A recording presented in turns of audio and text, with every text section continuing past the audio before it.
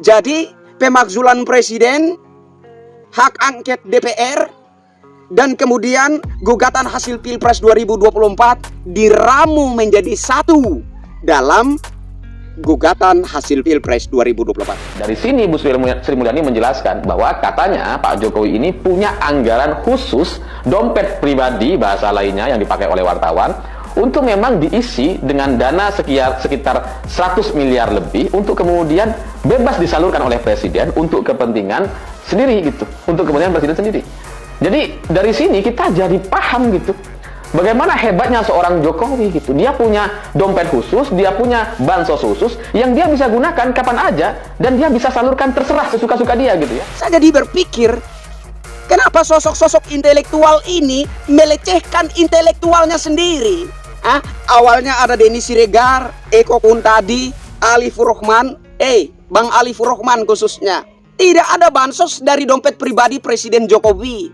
Penjelasan Ibu Mensos Tri Risma hari ini dan Ibu Menkeu Sri Mulyani jelas bahwa yang dibagikan oleh presiden itu berasal dari dana operasional presiden.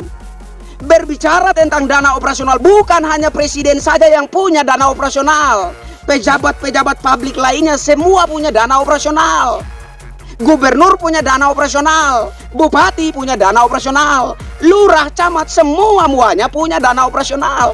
Dan dana operasional presiden itulah yang dibagikan kepada masyarakat. Jadi, kalau kita mencermati ini, kenapa dana operasional presiden malah dijadikan bentuk bantuan untuk masyarakat? Artinya, ini orang baik.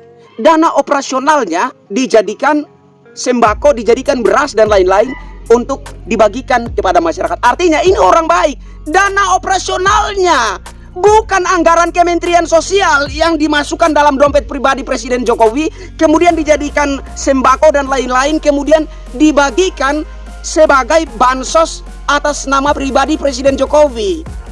Bang Alifur Rahman, jangan melecehkan intelektual Anda sendiri. Paham? Malu sama kita-kita rakyat jelata dari TV Kebun Singkong. Malu. Tujuannya jelas.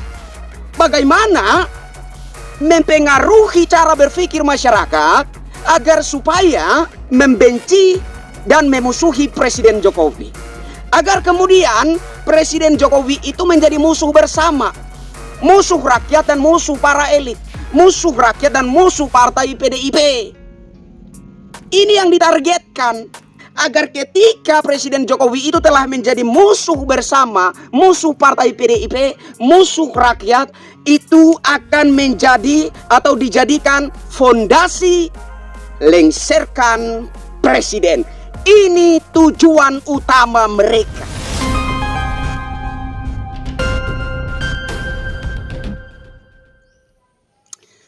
Assalamualaikum warahmatullahi wabarakatuh. Salam sejahtera, shalom.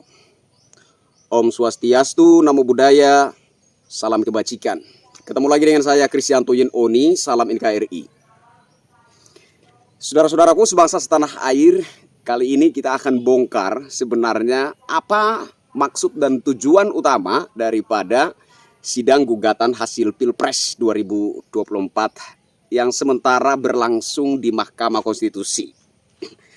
Kalau kita cermati, sidang Mahkamah Konstitusi sebenarnya sudah melenceng keluar daripada tujuan utama daripada sidang itu sendiri.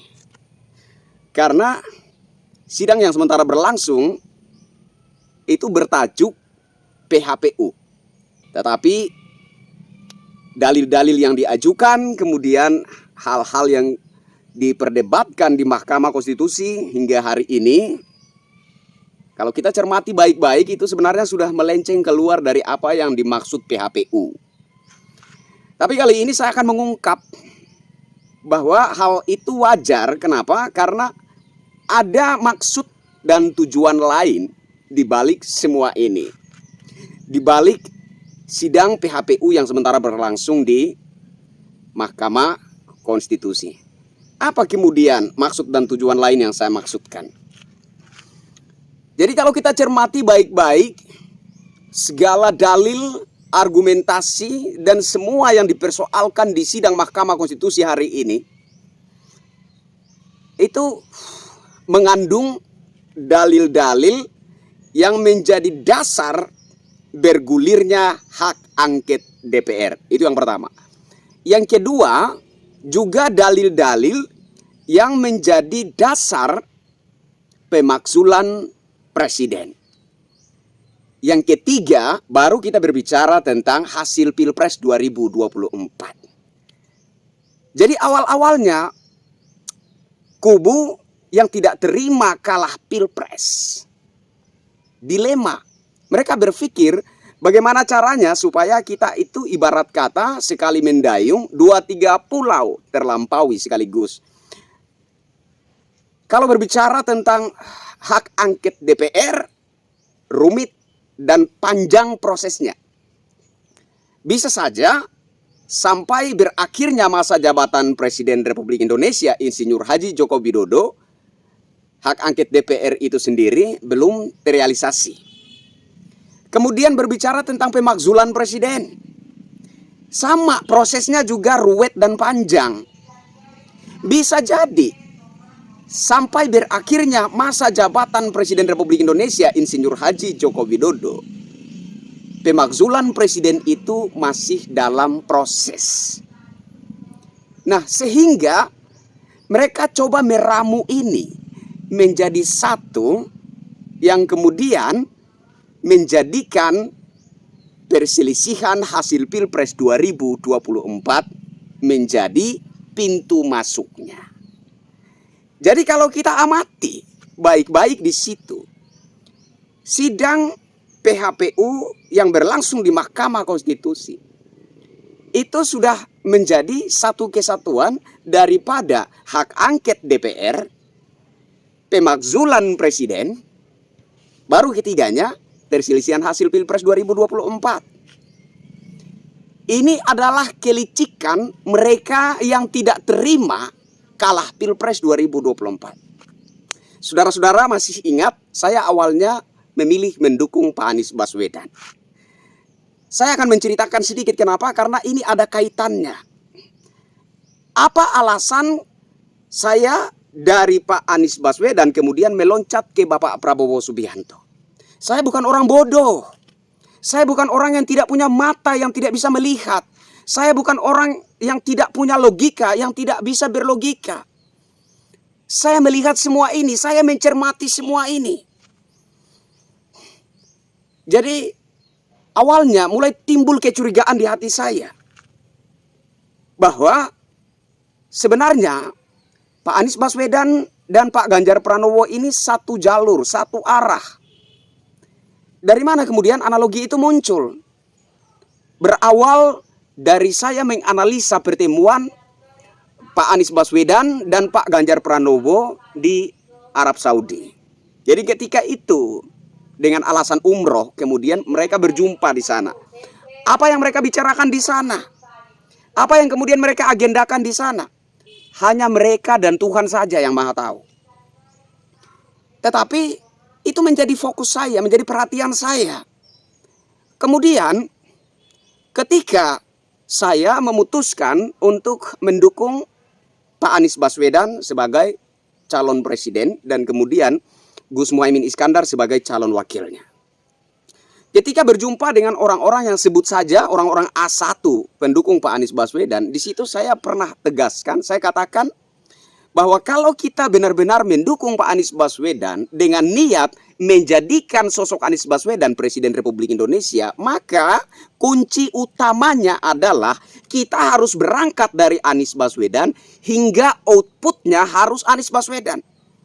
Tidak boleh kita menjadikan Pilpres 2024 ini sebagai kendaraan untuk mendongkrak popularitas kita masing-masing. Seperti halnya yang terjadi di Pilpres 2014 dan 2019, di mana para pendukung Bapak Prabowo Subianto melakukan hal ini. Jadi mereka tidak dengan sungguh-sungguh mengusung Pak Prabowo Subianto sebagai calon Presiden Republik Indonesia, melainkan kalau kita cermati baik-baik, mereka hanya sedang memanfaatkan momen Pilpres 2014 dan 2019 untuk mendongkrak popularitas masing-masing.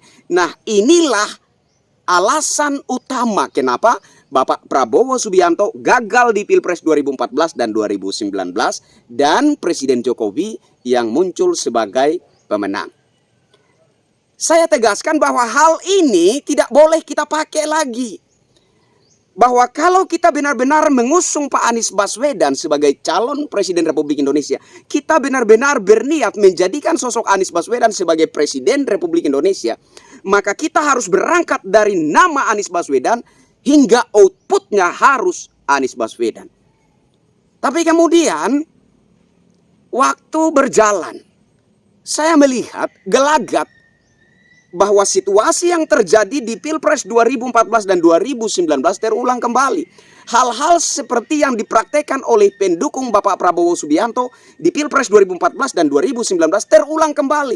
Itu yang dipraktekkan kembali oleh saudara-saudara saya, teman-teman pendukung Pak Anies Baswedan. Ini kemudian menimbulkan kecemasan di hati saya. Bahwa kalau kita mau menjadikan momen Pilpres ini sebagai kendaraan untuk mendongkrak popularitas kita masing-masing, maka ini bukan tempat yang tepat bagi saya. Saya tidak mau menjadi orang yang katakanlah termasuk dalam suatu perjuangan yang arah dan tujuannya tidak jelas, tidak mengerucut. Kemudian datang-datang mengamati debat capres. Debat capres pertama, saya mulai semakin galau di situ. Ada apa sebenarnya dengan situasi ini? Kenapa Pak Anies Baswedan tidak memposisikan dirinya sebagai seorang calon presiden yang mana dua calon presiden lainnya adalah rivalnya? Baik itu Bapak Prabowo Subianto maupun juga Pak Ganjar Pranowo sejatinya adalah rival Pak Anies Baswedan. Tetapi penampilan yang kita lihat di debat capres, yang menjadi rivalnya Pak Anies Baswedan hanya Bapak Prabowo Subianto. Pak Ganjar Pranowo tidak. Demikian juga halnya di momen debat cawapres. Saya melihat yang menjadi rival Gus Muhaimin Iskandar adalah Mas Gibran Rakabuming Raka. Sementara Profesor Mahfud MD bukan. Ini semakin memperkuat tanda tanya yang ada di dalam benak saya. Datang momen debat capres kedua, saya masih melihat penampilan yang sama, gelagat yang sama. Tapi saya masih sabar, karena sudah wanti-wanti dari awal menunggu debat capres terakhir. Nah, pada momen debat capres terakhir, ternyata kegelisahan saya terjawab di situ. Sehingga kemudian saya mencoba untuk membangun satu kesimpulan pribadi bahwa sesungguhnya Pak Anies Baswedan bukan sejatinya seorang capres. Pada hakikatnya Pak Anies Baswedan bukan seorang capres, melainkan pembantu Ganjar Pranowo. Saya memperluas lagi analisa saya. Apakah kubu Anies Baswedan Muhaimin Iskandar merupakan poros tengah ciptaan PDIP itu sendiri, mengingat bahwa ada satu basis pendukung Pak Prabowo Subianto, yaitu basis kaum religius. Nah, yang bisa merebut pemilih religius di kubu Bapak Prabowo Subianto ini hanya Pak Anies Baswedan. Ini semakin menguatkan kecurigaan saya. Jadi saya pikir cukup mendasar juga kesimpulan yang coba saya bangun, bahwa Pak Anies Baswedan pada hakikatnya bukan seorang capres, melainkan pembantunya Pak Ganjar Pranowo. Itu bisa kita lihat dengan jelas dalam penampilan mereka di momen debat capres, di mana satu-satunya yang menjadi objek serangan baik Pak Anies Baswedan maupun Pak Ganjar Pranowo adalah Bapak Prabowo Subianto. Saya tidak melihat ada satu serangan yang berarti dari Pak Anies Baswedan terhadap Pak Ganjar Pranowo maupun juga sebaliknya dari Pak Ganjar Pranowo terhadap Pak Anies Baswedan.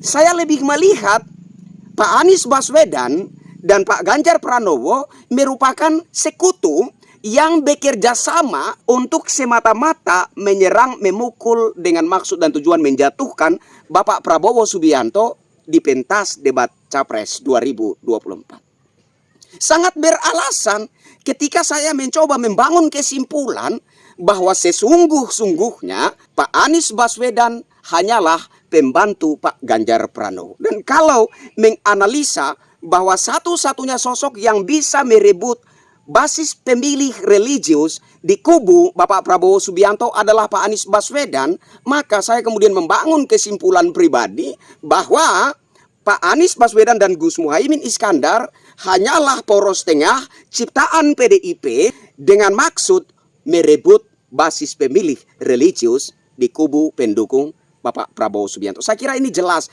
Ini yang kemudian menjadi dasar bagi saya untuk menarik dukungan dari Pak Anies Baswedan. Kemudian saya loncat kembali ke Bapak Prabowo Subianto. Karena saya punya prinsip bahwa tidaklah mungkin saya mendukung pembantunya Capres PDIP. Saya adalah pendukung Capres Anies Baswedan. Saya bukan pendukung pembantunya Capres PDIP. Saya bukan pendukung pembantunya Pak Ganjar Pranowo.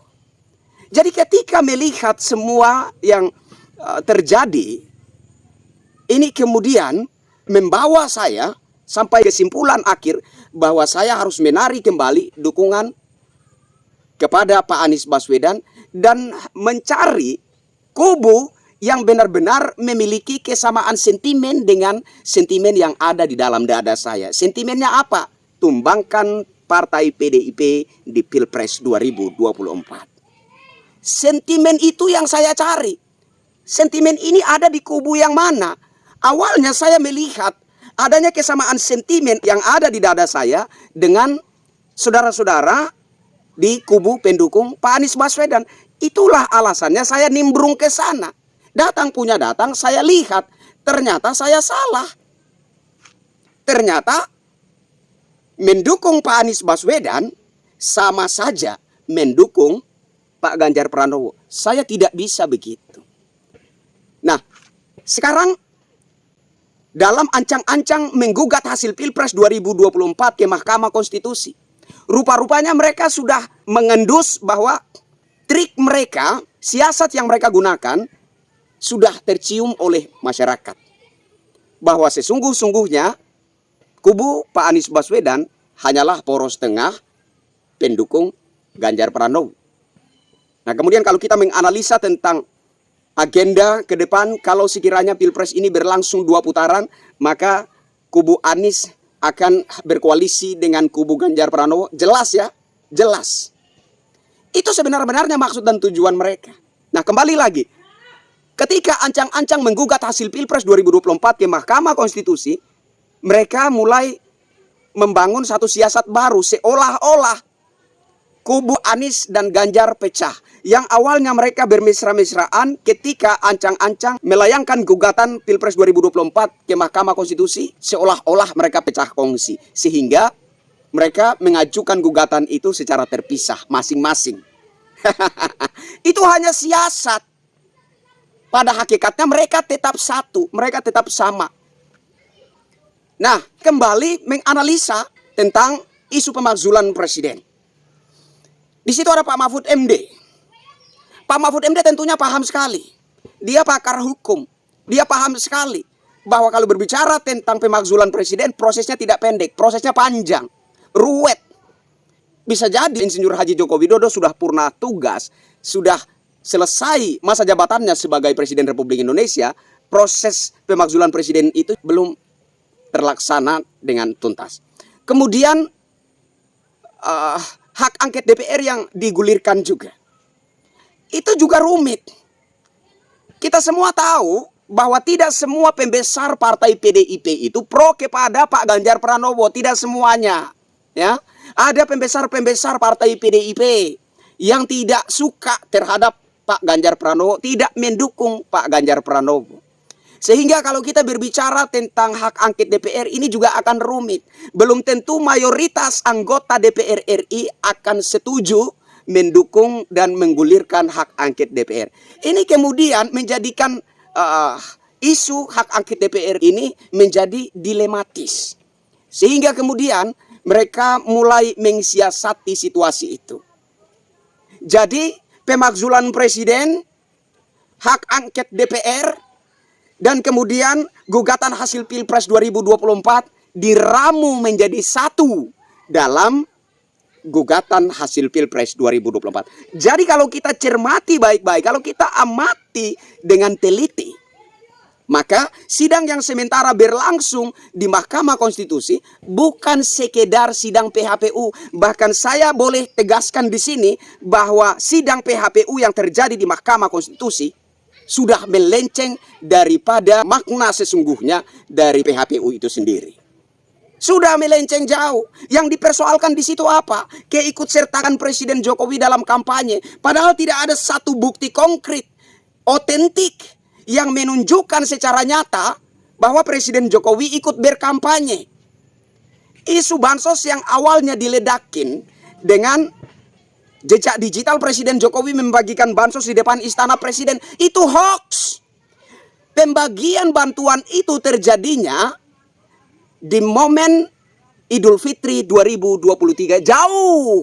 Tidak ada kaitannya, tidak ada hubungannya dengan kampanye Pilpres 2024. Presiden Jokowi membagi-bagikan bansos ini yang kemudian terus dipanaskan. Hingga pada akhirnya 4 menteri Presiden Jokowi dihadirkan di Mahkamah Konstitusi. Dan saya pikir, saya konsentrasi kepada keterangan penjelasan dari Ibu Menteri Sosial Tri Risma hari ini dan juga Ibu Menteri Keuangan Ibu Sri Mulyani. Saya konsentrasi pada keterangan mereka berdua. Di situ ada satu keterangan yang jelas bahwa yang dibagikan oleh Presiden bukan bansos. Memang dari sudut pandang awam apapun itu adalah bansos. Tapi sejatinya itu bukan bansos yang dibagikan oleh Presiden. Jadi sebelum Ibu Mensos Tri Risma hari ini dan Ibu Menkeu Sri Mulyani dihadirkan di Mahkamah Konstitusi, saya pernah membahas ini. Sebenar-benarnya yang dibagikan oleh Presiden Jokowi adalah banpres, bantuan Presiden. Bantuan Presiden tidak bersumber daripada anggaran Kementerian Sosial. Ini kemudian digoreng. Kemarin ada adik saya, Frit Alorboy, menantang debat Hotman Paris. Duh dek, kamu berdebat sama abang dulu deh. Kamu berdebat sama kakakmu dulu. Satu kampung, satu pulau. Bahkan masih ada hubungan darah, hubungan kekeluargaan. Jangan terlalu tinggi berkhayal Anda akan berdebat dengan Pak Hotman Paris. Lu berdebat sama kakak dulu. Lu menang debat tidak sama kakak. Ya? Awalnya ketika kita bersama mendukung Pak Anies Baswedan, kita sudah membangun satu kesepakatan bahwa meskipun kita mendukung Pak Anies Baswedan, kita tidak akan pernah menyerang Presiden Jokowi. Itu satu kesepakatan yang sudah kita bangun ketika mendukung Pak Anies Baswedan. Tapi di tengah jalan adik mengkhianati kesepakatan itu. Mari kita beradu argumen. Mari kita berdebat, adik atau saya. Begini deh. Buktikan bahwa Anda adalah insan intelektual. Seperti apa seorang insan intelektual itu dalam kehadirannya, dalam pernyataan-pernyataannya, dalam sikapnya. Seperti apa seorang insan intelektual itu dilihat oleh masyarakat. Saya melihat tingkahnya adik saya si Frit Alorboy ini. Lepas kontrol, overacting. Itu yang saya maksudkan dengan menjadikan momen Pilpres, menjadikan euforia politik hanya sebagai sebuah kendaraan untuk mendongkrak popularitas kita pribadi. Nah kemudian kemarin saya juga melihat di Instagram ada Bang Alifur Rahman. Sambil tertawa-tertawa, tapi tertawanya sudah tidak simetris dengan gerak tubuhnya, ya kan? Biasanya penampilan Bang Alifur Rahman itu kan simetris banget ya kan, ketawa dengan gerak tubuhnya sinkron gitu. Jadi kelihatan menarik. Sekarang tidak sinkron lagi antara apa yang diutarakan, tertawa dan gerak tubuhnya tidak simetris, tidak sinkron lagi. Jadi Bang Alifur Rahman ini juga seperti ingin menebar isu. Ternyata Presiden Jokowi bisa membagikan bansos atas nama pribadi. Saya jadi berpikir, kenapa sosok-sosok intelektual ini melecehkan intelektualnya sendiri? Awalnya ada Denny Siregar, Eko Kuntadi, Alifur Rahman, Bang Alifur Rahman khususnya. Tidak ada bansos dari dompet pribadi Presiden Jokowi. Penjelasan Ibu Mensos Tri Risma hari ini dan Ibu Menkeu Sri Mulyani jelas bahwa yang dibagikan oleh Presiden itu berasal dari dana operasional Presiden. Berbicara tentang dana operasional, bukan hanya Presiden saja yang punya dana operasional. Pejabat-pejabat publik lainnya semua punya dana operasional. Gubernur punya dana operasional, bupati punya dana operasional, lurah, camat, semuanya punya dana operasional. Dan dana operasional Presiden itulah yang dibagikan kepada masyarakat. Jadi, kalau kita mencermati ini, kenapa dana operasional Presiden malah dijadikan bentuk bantuan untuk masyarakat? Artinya ini orang baik. Dana operasionalnya dijadikan sembako, dijadikan beras dan lain-lain untuk dibagikan kepada masyarakat. Artinya ini orang baik. Dana operasionalnya bukan anggaran Kementerian Sosial yang dimasukkan dalam dompet pribadi Presiden Jokowi, kemudian dijadikan sembako dan lain-lain, kemudian dibagikan sebagai bansos atas nama pribadi Presiden Jokowi. Bang Alifur Rahman, jangan melecehkan intelektual Anda sendiri. Paham? Malu sama kita-kita rakyat jelata dari tepi kebun singkong. Malu. Ya. Jadi menjelaskan sesuatu kepada masyarakat itu kita harus berangkat dari cara pandang, pola pandang yang objektif agar supaya kita bisa meletak dudukan sebuah persoalan itu secara gamblang tanpa terlihat adanya sentimen pribadi terhadap sosok atau tokoh yang menjadi objek opini kita. Saya pikir seperti itu. Ya, Bang Alifur Rahman. Dan kemudian di sisi lain ada Pak Hasto Kristianto. Kemana-mana menebar isu Presiden Jokowi mau merebut partai Golkar. Datang-datang Presiden Jokowi mau merebut partai PDIP. Anda pikir Presiden Jokowi itu adiknya Tuhan apa? Sehingga kalau Tuhan itu maha kuasa, maka Presiden Jokowi itu di bawah sedikit dari Tuhan. Sehingga dia mampu melakukan segala persoalan yang tidak masuk logika yang Anda sebut itu. Bagaimana mungkin seorang presiden, seorang diri mau merebut partai Golkar sekaligus partai PDIP? Anda waras. Jadi kenapa Pak Hasto Kristianto ini kemana-mana menebar isu? Karena Denny Siregar dianggap gagal. Denny Siregar dianggap gagal menghasut masyarakat. Saya nggak tahu berapa bayarannya Denny Siregar itu untuk memantik sentimen negatif rakyat terhadap Presiden Jokowi. Saya nggak tahu ya. Tapi Denny Siregar dianggap gagal sehingga seorang Hasto Kristianto, sekjen Partai PDI Perjuangan, harus turun gunung mengambil alih misi besar ini. Tujuannya jelas. Bagaimana mempengaruhi cara berpikir masyarakat agar supaya membenci dan memusuhi Presiden Jokowi. Agar kemudian Presiden Jokowi itu menjadi musuh bersama. Musuh rakyat dan musuh para elit. Musuh rakyat dan musuh partai PDIP. Ini yang ditargetkan.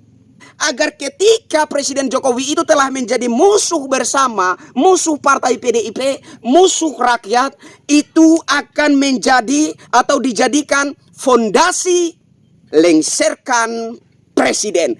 Ini tujuan utama mereka. Menciptakan sentimen yang sama. Sentimen para elit politik, sentimen para elit PDIP dengan sentimen yang ada di masyarakat. Agar kemudian ada satu pandangan, ada satu persepsi, ada satu sentimen, ada satu gerakan yang terukur, yaitu mengguncang jatuhkan Insinyur Haji Joko Widodo dari tahta presiden. Ini yang mereka targetkan, inilah maksud dan tujuan mereka. Jadi kita kembali kepada sidang PHPU Mahkamah Konstitusi. Ingat bahwa sidang yang sementara berlangsung di Mahkamah Konstitusi bertajuk PHPU. PHPU itu adalah perselisihan hasil Pilpres.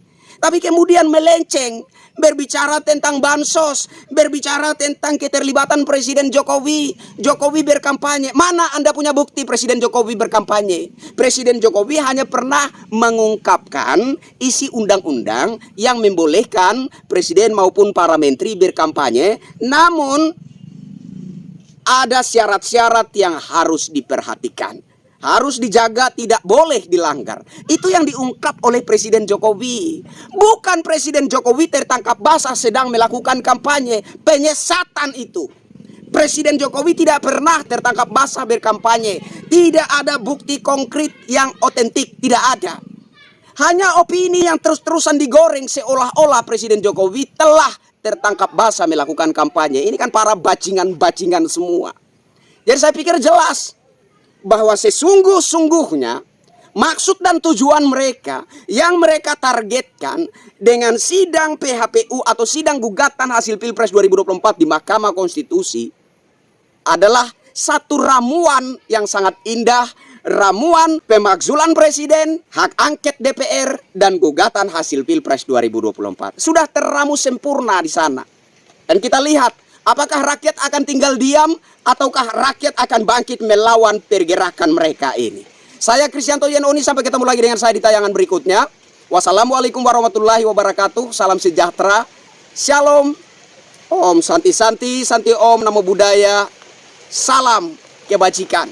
Salam NKRI. Bravo NKRI. Bravo Jokowi. Bravo rakyat. Merdeka.